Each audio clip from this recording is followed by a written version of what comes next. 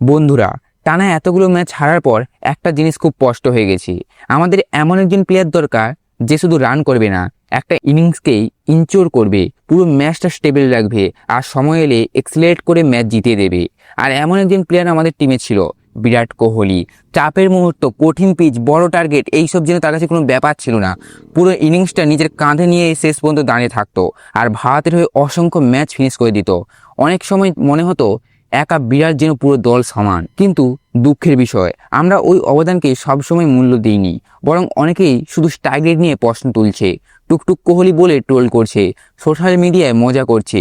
অথচ সেই বিরাট আমাদের এত সহজে চেস জিতে দিয়েছিল যে আমরা ভাবতে শুরু করেছিলাম চেস করা খুবই সহজ। আজ যখন বিরাট নেই, তখন বোঝা যাচ্ছে একটা ইনিংসকে ধরে রাখা কতটা কঠিন। শুরু থেকে শেষ পর্যন্ত ঠান্ডা মাথায় খেলতে পারা, চাপ সামলে ম্যাচ জেতানো, এইসব সবাই পারে না। একজন ইনচিওর ব্যাটার এর আসল গুরুত্ব এখন সবাই বুঝতে পারছে।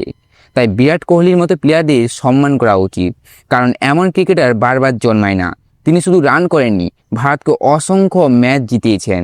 আপনিও যদি বিরাট কোহলির সত্যিকারের ফ্যান হন, তাহলে ভিডিওটিকে লাইক করুন, শেয়ার করুন আর এমনই ক্রিকেট আপডেট পেতে চ্যানেলটিকে সাবস্ক্রাইব করে রাখুন।